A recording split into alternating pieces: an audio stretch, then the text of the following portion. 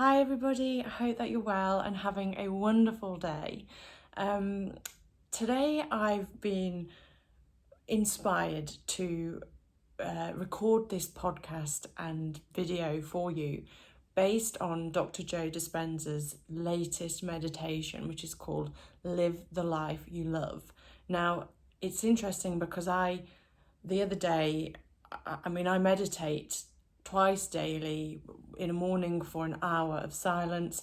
In an evening, I might do a guided meditation or half an hour of silence. And my meditation now is, I've been meditating every day consistently for over a year now. And I'd been meditating on and off for a few years before that. But my meditation practice is one of my favourite parts of the day. It's when I really get to connect to myself. It's when I learn more about myself. And I know that meditation can have such a profound effect on our lives through like a deeper spiritual connection, but also it really helps calm our mind. It helps us live a more peaceful life. I know that when monks are in training, they spend time meditating in the ashram, but then they're sent out into the city, and they have to learn to meditate in the city so that they can bring the inner peace whilst they're still in chaos. Now, that's probably not the most kind of eloquent way to describe it, but that is how monks are taught to deepen their meditation practice. In fact, I think I learned that from Jay Shetty, who I think spent a few years in an ashram in India. And my meditation practice now is one of the most important parts of my day, because it really, it helps me set up for my day, but it just helps me begin to choose the life that I want to live. Now, I don't always visualize, but what I do experience in these meditations are feelings of my heart being open, my mind, my third eye being open. And with some of these guided meditations, especially the Joe Dispenza ones, I feel an ecstasy in my body. I feel feelings that before I could only get through drugs or drinking, but and even then it's not as good as what I can feel whilst concentrating on kind of generating certain feelings within a meditation. Now, this podcast isn't actually about meditation, but it's been inspired by this new one which I bought and have listened to this morning whilst I'm staying here at the beautiful Oakley Court in Windsor. Now, I'm not affiliated to Oakley Court. I'm also not affiliated to Joe Dispenza and this meditation, but it is a moment of inspiration has hit, and so I wanted to share it with you.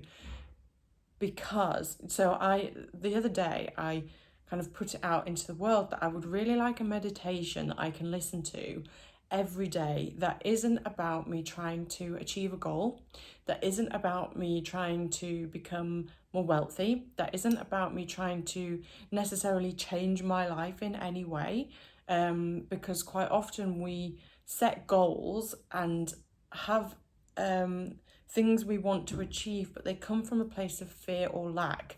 And when we're choosing something from a place of fear or lack, and we're doing an abundance meditation from a place of, it generally comes from a place of lack, saying that, and it's putting out into the world that I don't actually have enough abundance, and that is lack. And then what the universe is then going to reflect back to us is more lack.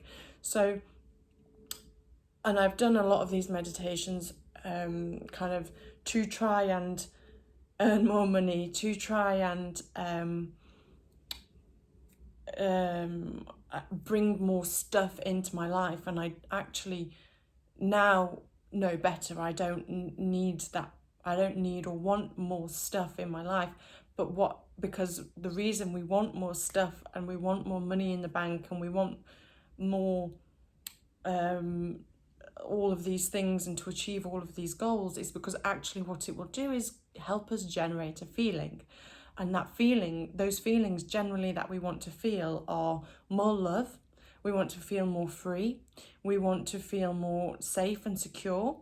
And the only way we can actually feel these things, stuff, material, goals, achievement, isn't going to make us feel that. It might do in the short term. It's like getting dopamine from a bar of chocolate or some sugar. It's going to last and then you sort of crash. So what this how you get these, how you kind of generate, you need to generate these feelings within yourself before they will, and not from a place of not having them. So which is what a material goal sort of does, and it will give you the feeling for a little bit and then you have to start again. But actually we can train our minds and our body, and because our body, we live our lives based on past experiences, and what our body is our energy is bringing into our electromagnetic field is our experiences that are and feelings and things that are the same as our past experiences. So say we feel like we have and we feel like that is in our energy field, that gets put out, that gets put back. We only feel lack because that's what we felt yesterday. So actually what we need to do is change those feelings of lack within ourselves, and our body becomes addicted to the chemicals of the feelings of lack give us. Bear with me. Our body is addicted to the chemicals that these feelings of lack produce, and that gets pumped throughout our body. And then what we need to do to create lasting change and to create a new future is change the chemicals that our body becomes addicted to. So in order to do that, we need to reprogram our subconscious mind. And so to stop feelings of lack, we need to be able to generate feelings of abundance from within ourselves, not from anything outside of us, but from within ourselves. And in order to do that, you have to just feel it, and to feel it through meditation is a really great way, because it then programs your subconscious mind. Now your body will fight back a little bit, and your body will say, but I don't feel like that, and you have to then carry it throughout the day. And when you experience feelings of lack, you really have to sit with it, feel it, let it go, and give yourself love and compassion, and then flip that into a feeling of abundance. Now, I'm not sure if I'm entirely making sense here, but stay with me. So, and I'm just using lack and abundance as an example. And it's what these so then when we are feeling more abundant, these feelings will be, we then attract more abundant experiences that then will start to change our lives. And this is how we change our lives. We don't change our lives by sticking pictures on a vision board necessarily, although seeing those pictures every day will help train your subconscious mind. And so why this meditation inspired me so much was because it wasn't about bringing in more stuff into my life, because I'm not really there anymore. I used to be in a place where my dream was a Chanel handbag. This was my I will know I've made it when I own this particular Chanel handbag. I will then feel worthy. I will then feel wealthy. I will then be good enough. And you know, I will then know that I'm a successful businesswoman. I will then be attractive. I will, and all of this other stuff. And that's what I thought that this would get me. In actual fact, the only way, like, ironically, I have to feel all of those things first before, like, before I kind of get the thing. You have to, it's not I'll believe it when I see it, it's I'll see it and then I believe it. No, I believe it and then I see it. So if I believe it, that's what's going to come back to me. And ironically then, when I feel those feelings of worthiness within myself, I feel those feelings of wealth within myself, I feel those feelings of being good enough, being attractive, whatever it is, when I feel those things within myself, that is when I won't want the Chanel handbag anymore. And I'm sort of in a place where I don't, which is like, this is how I know my life is changing, because I don't want the material things that I used to. And so this meditation was brought into my life after me asking for something that just helps me open my heart more. And I did it this morning and my heart is open and it's been absolutely incredible. And this is the place that I want to build my life from. I want to build my life from an open heart and from this place of love. And what this meditation does is, well, it's amazing, because it uses science to track brain waves and where we go. It uses psychology because we're then retraining our subconscious mind from where we go.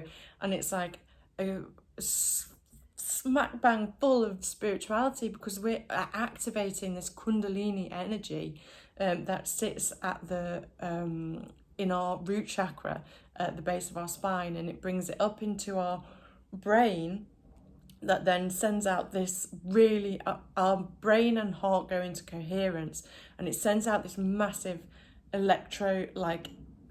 signal that if we kind of hit this frequency, we will start to, this is when our subconscious starts to change and we're in a super conscious mind. Now, it's absolutely mind-blowing, literally, but it is just incredible how what meditation can do. But not only the meditation, just putting yourself in a quiet space where you can feel the feelings that you want to feel in your life. If you want to love your life more, sit with those feelings of loving the life that you have and loving the life that you want. We need to sit and feel the feelings that we want to feel before, and those feelings will then come into our lives. So if we want to feel more love for ourselves, more love for our life, more love for other people, a really great way to start is by sitting quietly with ourselves and meditating on our heart, breathing into our heart space. That will then open your heart. You will feel love rushing in, and go out and give that love in any way you can, and again that will be brought back to you. And this is how your life starts to change. It doesn't change by outside goals, it doesn't change by achieving things. Yes, it will for a certain amount of time, but the way you can really, really make deep change in your life is by changing how you feel on a day-to-day basis. If you want to feel adventure, look at your life as an adventure. Imagine yourself playing this game of life, and life is just a game.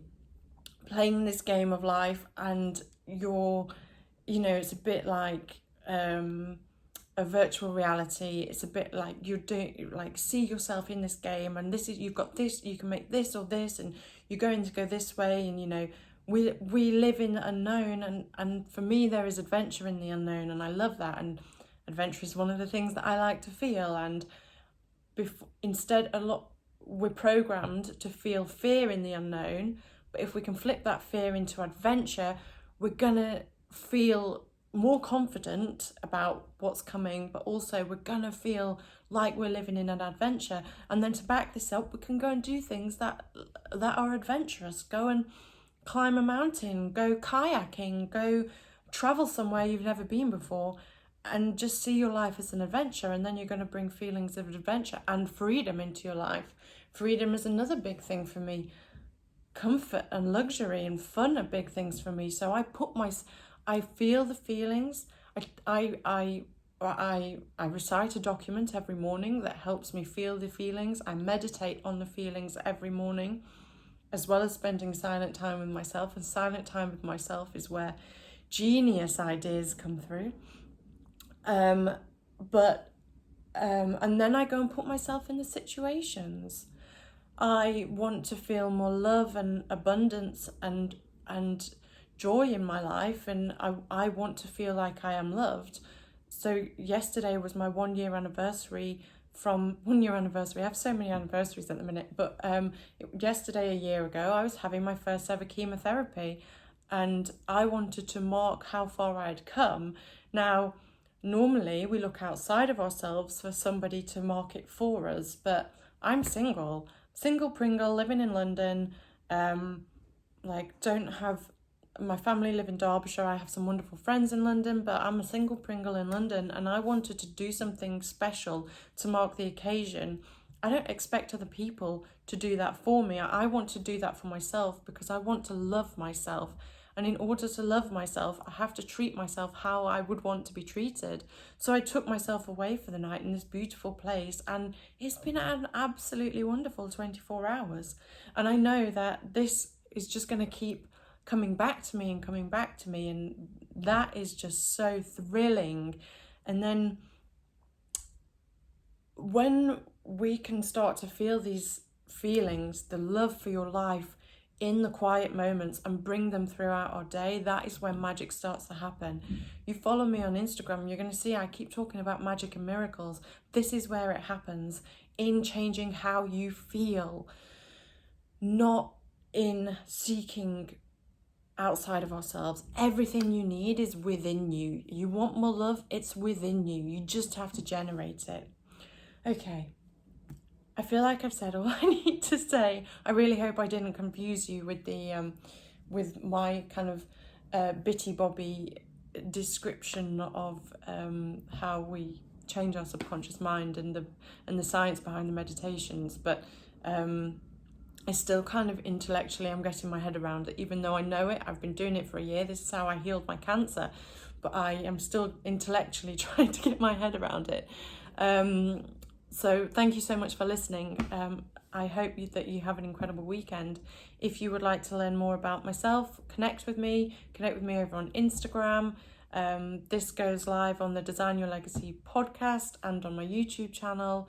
If you would like to learn more about the coaching that I do or the jewellery that I create, everything is in the description below.